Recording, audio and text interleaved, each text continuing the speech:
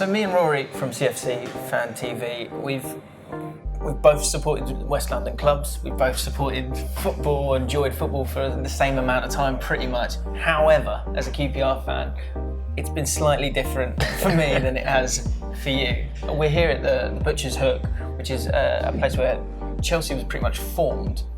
But up until about 20 years ago, the trophies, there was a few. You're a big-ish club, but you're a club that was second division and first division. Now, or certainly in your generation as a football fan, it's been incredible.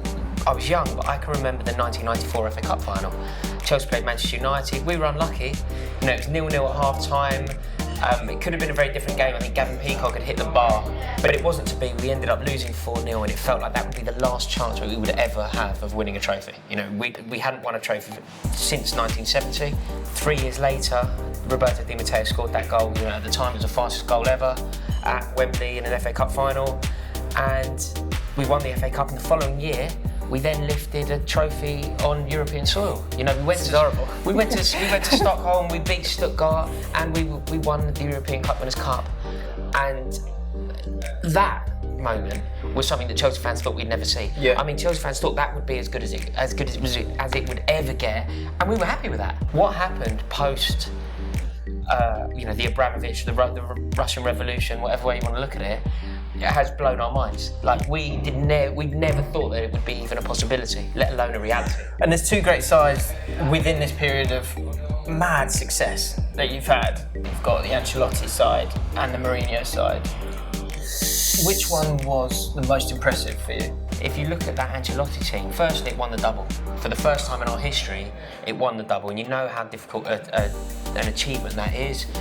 I think in terms of just sheer efficiency, the machine that Mourinho put together when we first won the league, the year that Lampard scored for us at Bolton Wanderers, and we won our first league for 50 years, that side was just unparalleled in terms of dominance. Well, and what's special about that side is that they retained the title.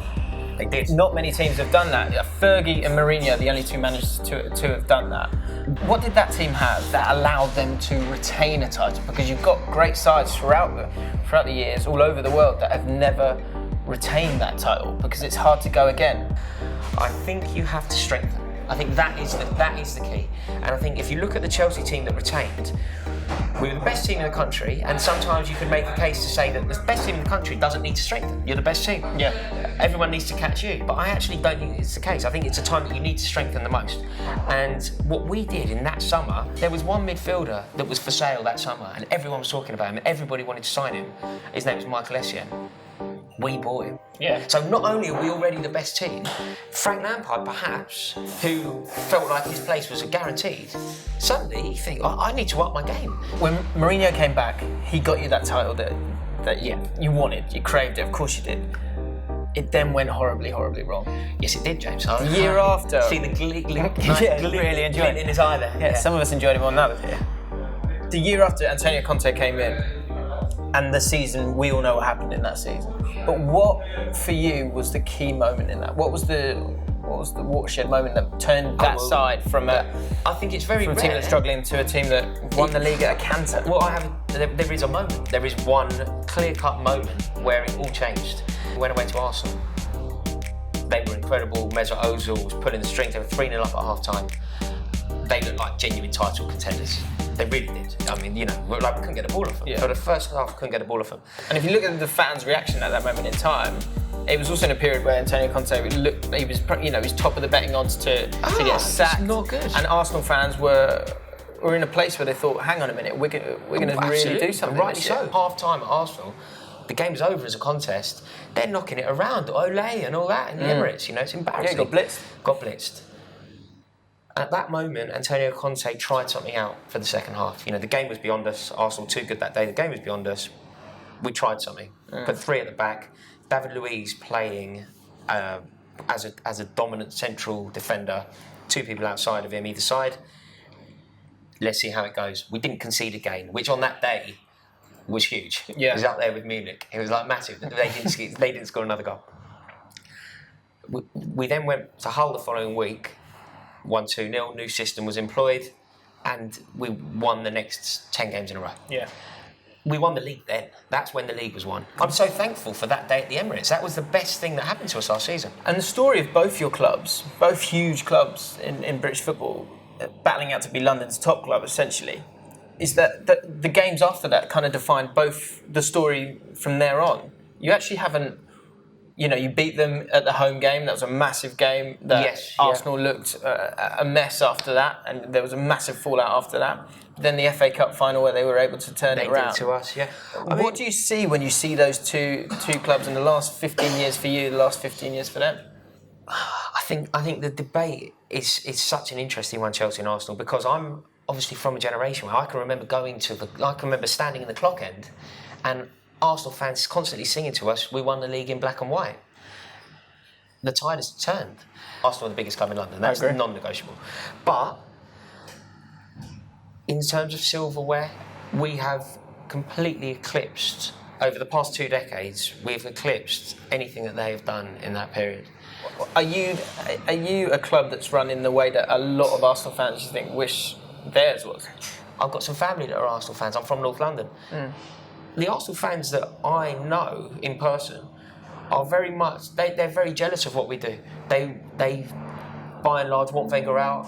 They think it's a travesty the way that the club don't spend any money. But then there's another breed of Arsenal fan, the Nick Hornby fan, who seem to really enjoy this kind of moral superiority where they enjoy the fact that they give their managers time. And I just think it depends what you want, because I think that there's 2 schools of thought here, aren't there? There's a paradigm that says, do you want to be a club like Chelsea that sack their manager? If it's not going right, you bring a manager in, it's an impact manager, he comes in, you win the league, you might win a cup, it will go wrong 6 months later and he's out the door and you do it again. Another impact manager comes in, you win another cup, and the system continues. Yeah. Or do you do it the Arsenal way, where you give the manager time, in my opinion, too much time, and the beat goes on, and I don't quite know where they are now. I don't quite know what it means to be an Arsenal fan who backed Wenger. That team last season, 15 points clear. Yep. Everyone's going crazy about it. Chelsea had won the league in February, essentially. Were they going crazy Not about initially. it? Did anybody give that team the credit that it deserves? Well, that's the point that I'm talking about now. Despite that, 15 points clear, completely dominant, if we're honest. So why is everyone ignoring Chelsea this season? The pundits don't think you can do it. Most fans don't think you can do it. And what are the hurdles that Chelsea have got to get beyond to do it again? When you see the columnists, when they do their predicted winners of the league, I don't think any of the top 8, I saw it collated on Twitter, but you had the chief football writer of the Mail, the Times, the Telegraph, not one Chelsea, nobody said Chelsea. And I think that must stem from what was the general consensus perceived to be a poor transfer window.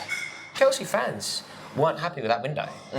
I don't subscribe to that. I think that it was okay. The loss of Costa is a huge one. Huge. But in Morata, do you think you've got someone who can fill the void? Well, it's looking good.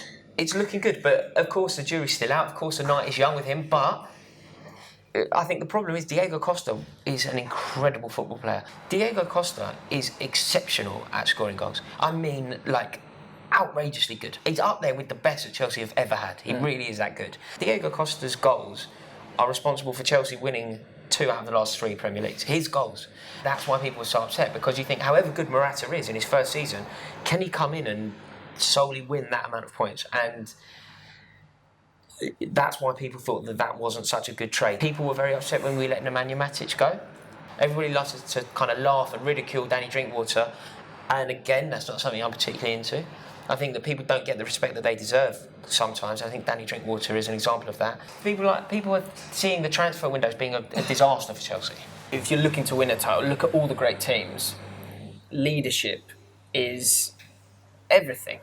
That metal that will get you through those difficult games, through those difficult times, especially in the way that football is reported and the spotlight that's on it now. In Costa and Hazard, you have 2 leaders there. One doesn't want to play for you anymore. The other one, he is a leader on the pitch, but is he a leader off the pitch? Does it worry you that if he has a year like he has done a couple of seasons ago, then you don't have the leaders to get you over the line. I would contest that Eden Hazard is a leader. Actually, I don't think he is. I don't think he's top. He's for me the best player in the Premier League. But leadership qualities aren't what makes him the special player that he is. But he is a player that you're looking to change the game, to be the guy. Our entire Champions League and Premier League aspirations rest on his shoulders. How do you quantify heart? How do you quantify spirit? How do you quantify effort? And for that genre of leader, we're blessed. Like David Luiz is a leader in that way. Cesar Azpilicueta is the best defender.